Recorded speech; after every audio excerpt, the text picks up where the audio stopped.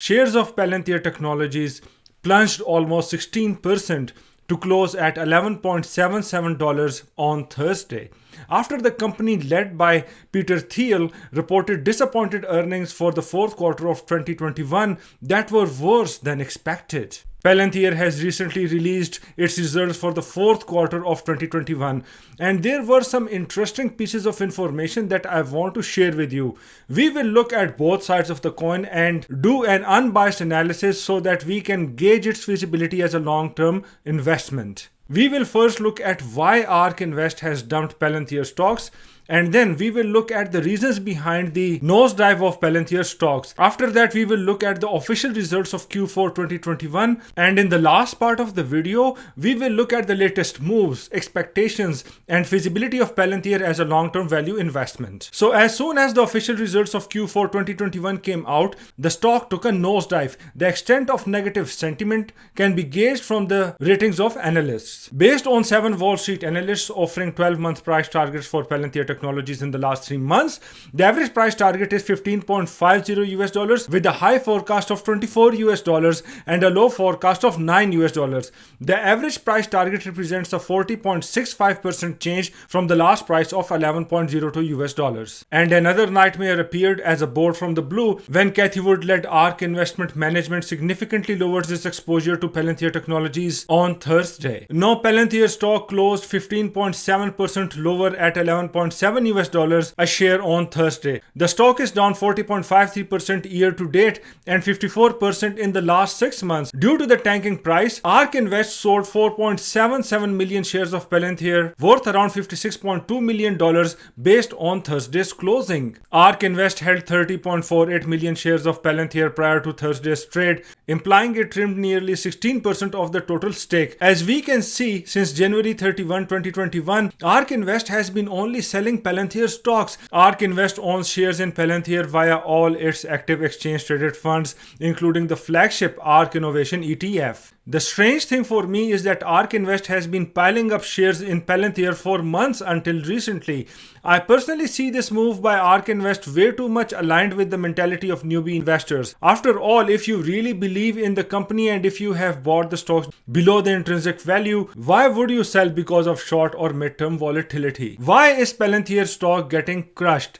Let's dig deeper. Here are the 3 main reasons for the current nosedive of Palantir stock. Number 1, slowdown of revenue growth. The first reason is the continued slowdown in the revenue growth rate, especially in the government segment, and a decline in contribution margins. For context, Palantir's government revenue increased by 76% in Q1 of 2021, but after that it decelerated significantly with Q2, Q3 and Q4 year-over-year growth of 66%, 34% and 26% respectively. Number 2, contribution margins. Apart from the slowdown in government revenue growth, Palantir's contribution margins have trended lower. In Q4, Palantir delivered a contribution margin of 58%, down from 62% in the prior year period. Number 3, business model. Another concern is Palantir's business model, which involves investing in early stage companies.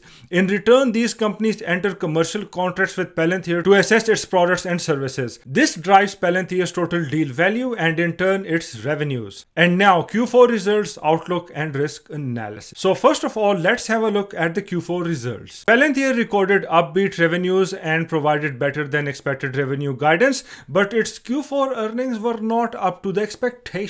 Total revenues of $433 million grew 34% year over year and surpassed analysts' expectations of $413.99 million.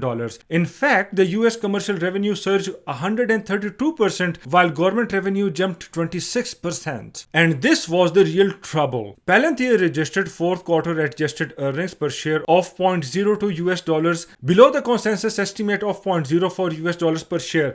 The company had reported adjusted earnings of $0.03 per share in the same quarter last year. Adjusted income from operation margin stood at 29%. The company added 34 new customers during the quarter. Further, it closed 64 deals of 1 million or more, including 27 deals of 5 million or more, and 19 deals of $10 million or more. For 2021, Palantir reported adjusted earnings of $0.13 per share compared to $0.09 per share a year ago. Total revenue stood at $1.54 billion, up 41% year over year. Markedly, commercial customers count tripled to 147 customers in the year. And now the outlook. For the first quarter of 2022, the company projects total revenues of $443 million against the consensus estimate of $439 million. Adjusted operating margin is expected to be 23%. For 2022, the company expects an adjusted operating margin of 27%. As per the long-term guidance policy provided by the CEO of Palantir, Alex Karp, revenue growth of 30% or greater is anticipated annually through 2025. And now the risk analysis. According to the TipRank's risk factors tool, the Palantir stock is at risk mainly from two factors. Number one, finance and corporate, and number two, ability to sell, which contribute 35 and 18 risks respectively to the total 84 risks identified for the stock. And now the latest moves, expectations, and feasibility as a long-term investment. First, the latest moves. As we have seen, Palantir stock has been losing some steam in the last few months. However, there are some good things too. Palantir announced plans to expand to South Korea and collaborate with Hyundai Heavy Industries Group to build a big data platform. They hope this will help them automate the procurement process for their clients, including shipbuilding and offshore engineering. According to a source quoted by Bloomberg, the multi-year deal is worth $25 million. Also, Palantir has extended its partnership with Scuderia Ferrari. They will be bringing their foundry platform to the motorsport team to use it as needed to make decisions and improve performance. And now, what should we expect from the Palantir stock? Artificial intelligence technology is becoming more and more common in different fields. Palantir has been shrouded in secrecy, but it has also been a favorite among government agencies. For the first 3 quarters of 2021, 44% of the Palantir's total $1.1 billion revenue represents government contracts. A big debate surrounding Palantir is that it needs to build out its commercial business. Gotham, which is Palantir's operating system for global decision making, was first released to governments in 2008. But later that same year, Palantir realized that its business customers needed a similar report building and analysis tool. This led to the release of Foundry. Palantir is now one of the most influential companies in the energy, transportation, financial services, and healthcare sectors. Big data is one of the hottest technologies on the market today, and its growth will have an ongoing impact across many industries. And I believe that innovative platforms of Palantir can create massive value and impact by co-creating and co-producing value across different industrial and market segments. So I think Palantir is headed in the right direction. The number of private sector clients grew 46% in Q3 of 2021. This led to an increase in commercial revenue year over year. Nevertheless, investors wanted even more traction on this end. Plus, there is no comparison between the number of commercial clients Palantir has as compared to players like IBM or Snowflake in this domain. The total addressable market is indeed huge. However, it will take time for the company to tap its potential fully, and investors need to be patient. Feasibility as a long-term investment. As we have seen, the Palantir shares have tanked due to negative sentiment rooted in the missing of earnings expectations in the quarter.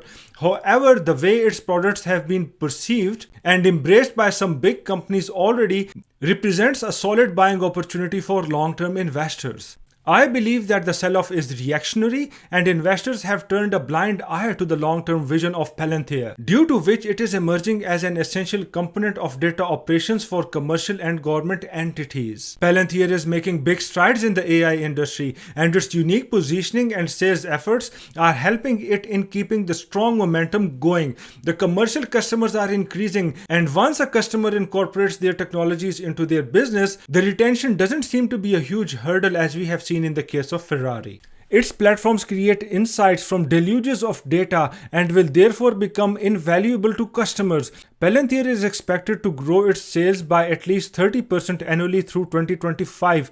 I believe that Palantir has a huge room for growth, and with high margins in this industry, and considering the fact that Palantir is very strategically agile and innovative, I think long-term investors can potentially benefit from its future growth. Compared with the prior year, revenue grew 34% in the quarter, led by commercial sector growth of 47% and government sector expansion of 26%. The bulk of Palantir's growth comes from existing customers, and its trailing 12-month 131% net net dollar retention shows its ability to co-create value for organizations. So with Palantir software becoming essential once embraced, we think growing the customer base won't be a problem in long term. And the results are good too. The company added 34 new commercial customers in the fourth quarter and ended 2021 with 147 commercial clients and 90 government customers. I am convinced that Palantir's modular approach to developing cutting-edge solutions that could be scaled to various industry verticals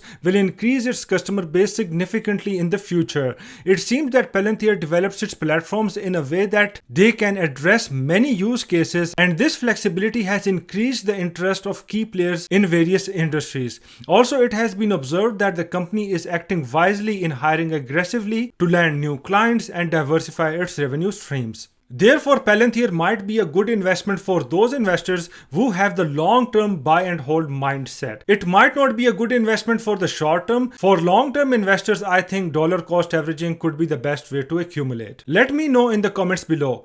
What do you think about the Palantir stock? Do you think that it is a good long-term investment? Also, would you like me to do such videos in the future? If you found this video useful, please don't forget to smash the like button for the YouTube algorithm. Thank you so much for watching. I really appreciate it. You all are awesome. And as always, I will see you guys in the next video.